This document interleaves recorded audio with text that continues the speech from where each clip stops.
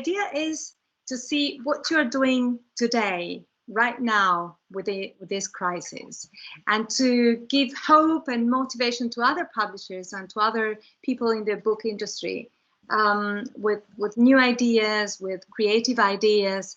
So that's why I thought this group of publishers is a good way to start the RealTalks, and this is our first one, and that's why yeah, you're here today.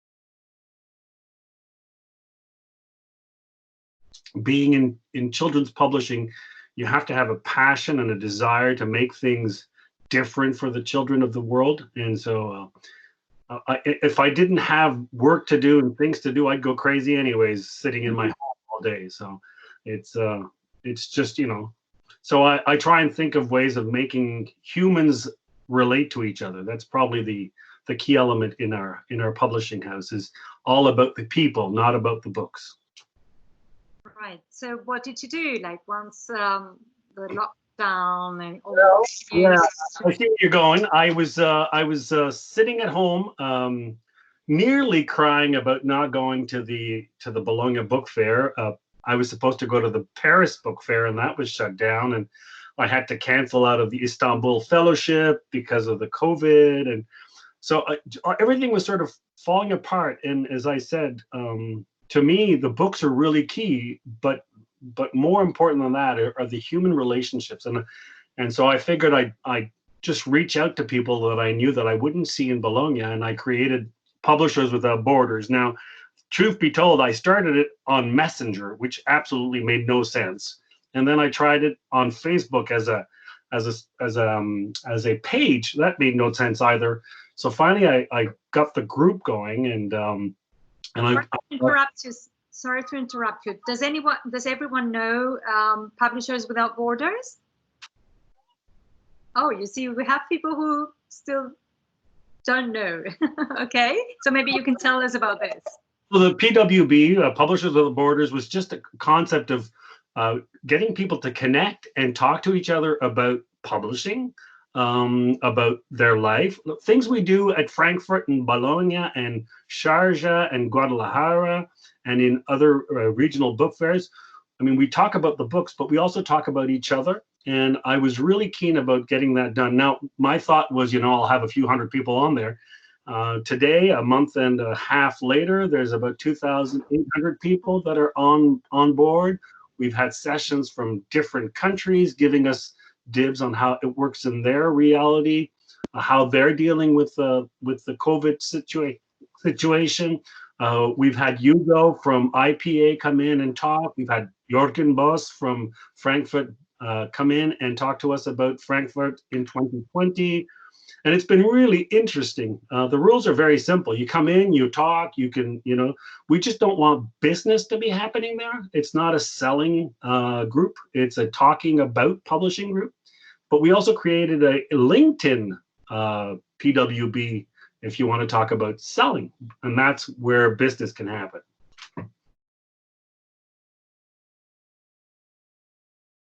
I got my first request by an author, Marcus Pfister. He was the first one who said, listen, Herwig, I'm getting more and more people asking me from the United States, can we read the Rainbow Fish on in the internet and put it on YouTube or anything like that.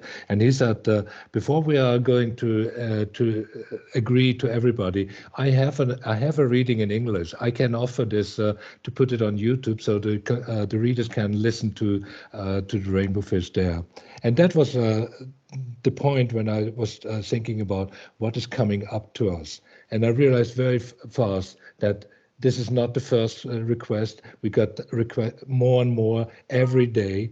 And so on the other day, I made a mailing to all our illustrators and out and said, listen, we have a crisis. People are asking us for free stuff, for entertaining and educational material. What do you have? What can you offer us? Do you have any videos? Do you have any coloring pages? Do you have any activities, things, whatever? And I got an avalanche of offers from all over the world to use as a free material on the website. So we made 2 pages. and one with where we offered the direct entrance, and one just with a list where we put all. I think up to today we have like 150 or something like that contributions that we uploaded and that you can look on YouTube or on the channels.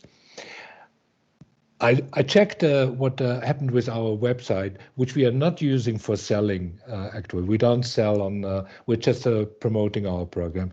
But what happened was that we had like 4 or 5, 6 times the users that we usually have. It was going up like a rocket, and within 4 or 5 weeks we had. No, within April alone, we had 20,000 users to look for a video on our channel. 20,000 users. It's amazing that from now on we have to find totally new concepts about how to promote books, how to introduce books. And what we do today, we wouldn't have thought about this 2 or 3 months ago, but today it's a routine. And we will have to introduce our books and our authors by digital medias and any kind of this, what we can imagine. And this is a process we are learning now very quickly. The first things we did, we had a new Alex Rider book by Anthony Horowitz Publishing, Nightshade. That came out at the beginning of April, so very early on in the lockdown for us in the UK.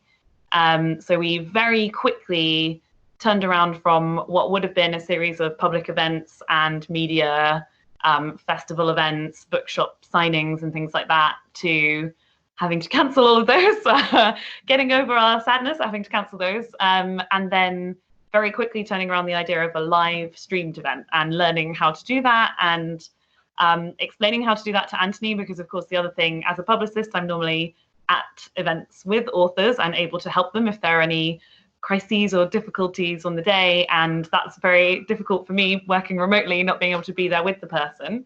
But luckily for us, Anthony's son was at home and was able to give him the tech support to help him work out the filming and the streaming of that live event. So we advertised it on social media in advance, and we gathered questions via Twitter.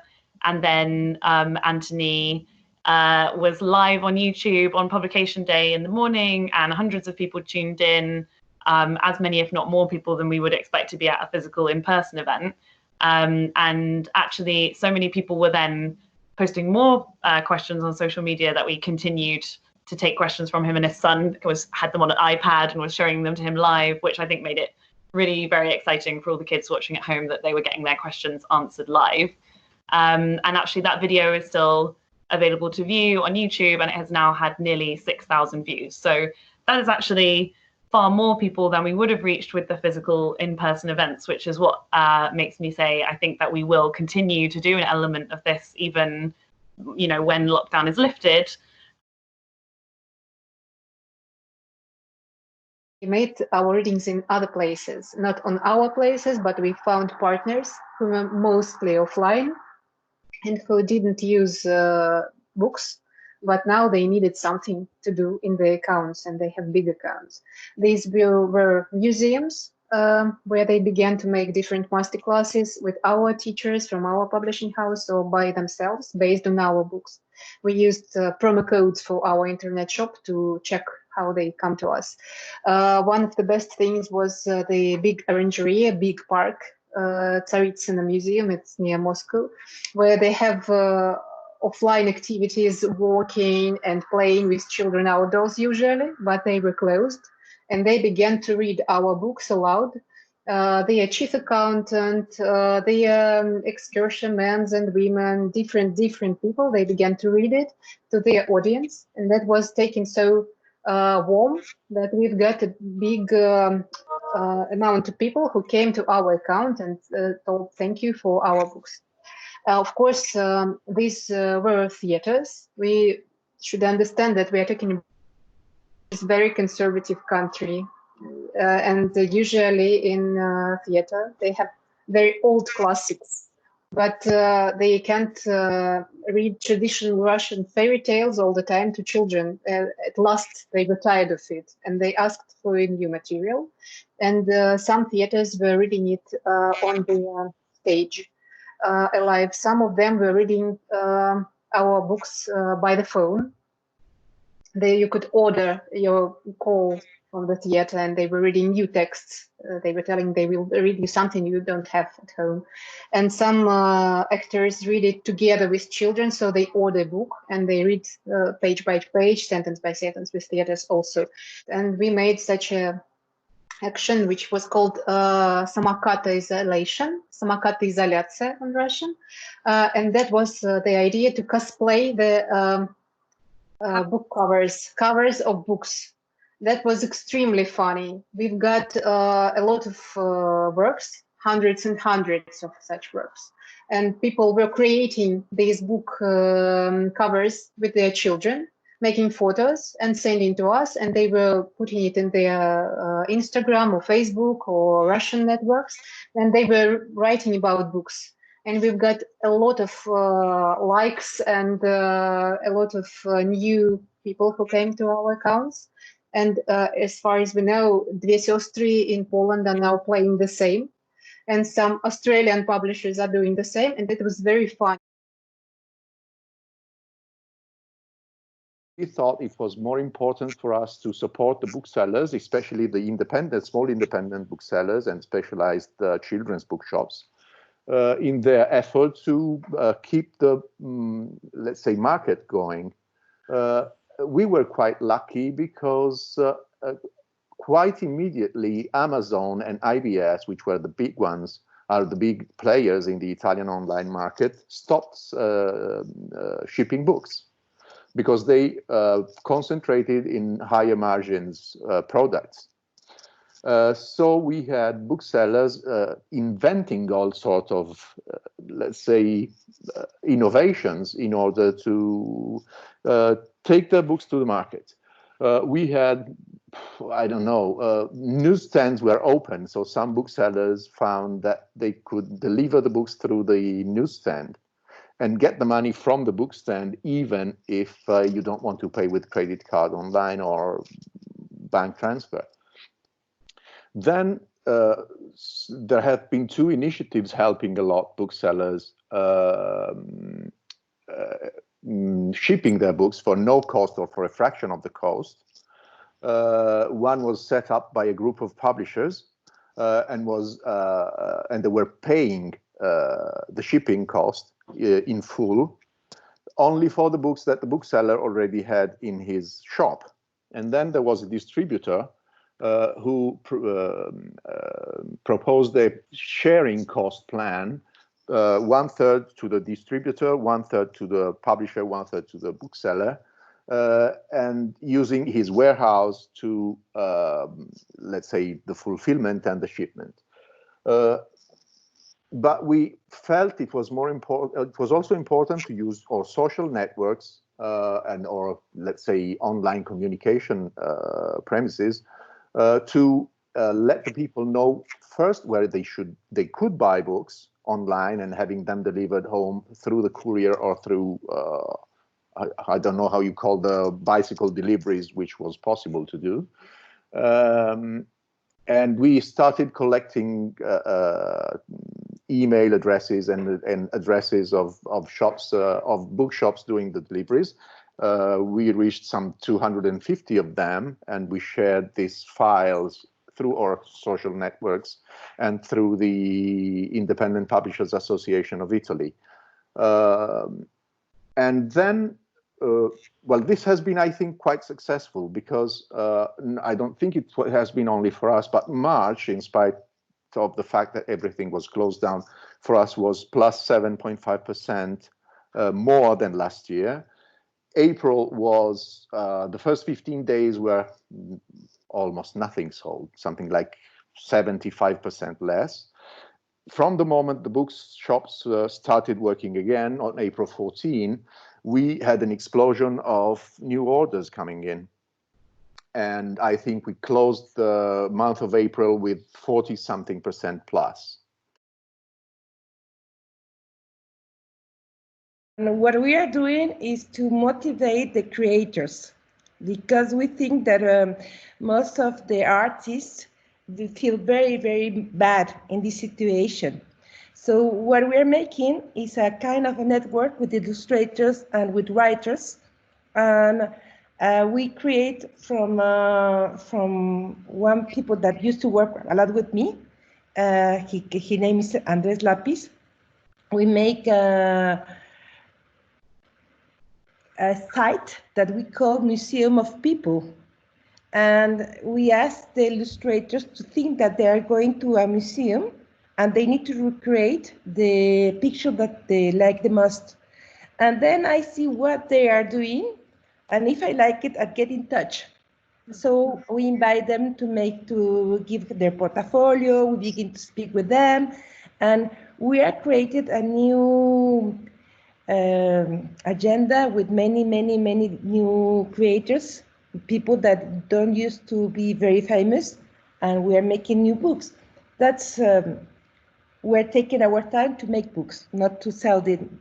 I think that also one thing that is very important is it's a very hard time for many people. Perhaps they don't want to buy, they just want to know that we are thinking about them, and we're thinking about children, and we're going to make many books for them, but not selling now. One more thing I want to share, that we do content project like storytelling from the publisher, and we started to share our personal stories, how we work, how we are creating books, how we choosing, for example, cover design, or how we communicating with authors. And I think that this personal touch of the publisher just attract more audience and looks very true. So we are small and we are like easier. It's for us, it's easier to adapt, maybe to experiment more. But I think that it's now it's the time to do it, to experiment, to do a lot of risky things, and not afraid of new environment. So. For example, if we need help, for example, I can tell you a small story about one very small and nice bookshop in Vilnius. One day they posted on Facebook that after 16 years of work, they must stop because of this COVID crisis. Because online sales were very poor, about 10 buyers a week, maybe. And almost all their friends and followers and influencers shared their post with asking for help for small business. And the next day they got maybe 800 orders online.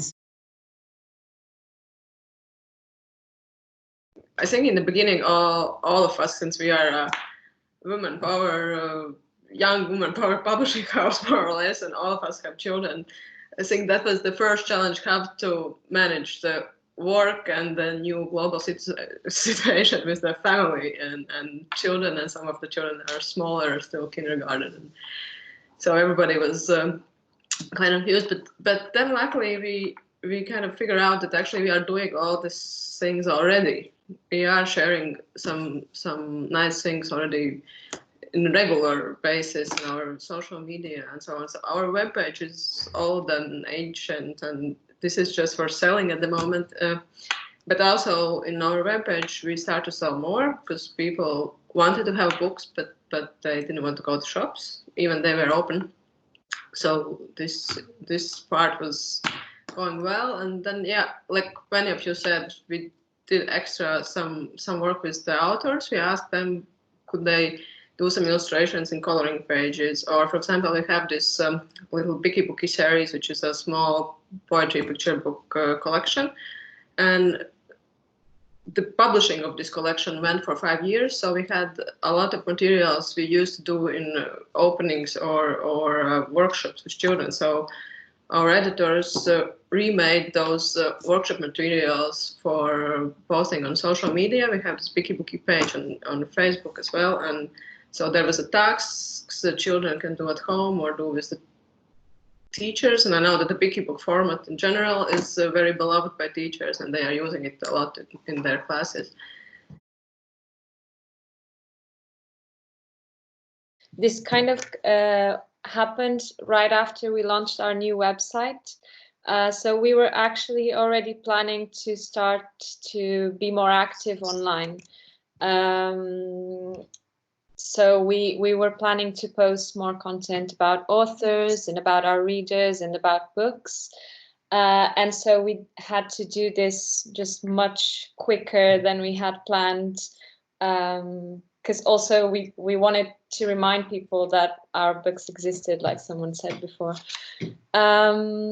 So during this period, we started doing weekly campaigns. We usually only did campaigns monthly.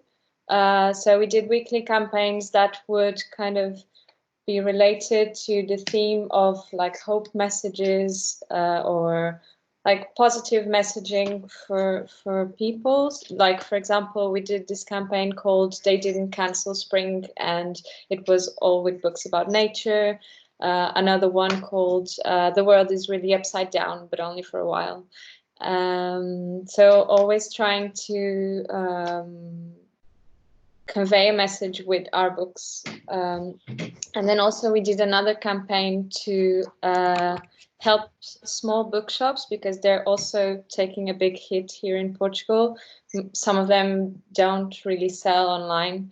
And following a campaign that another publisher had done, we helped 7 small bookshops by giving them 35% of the profits from our shop during that week.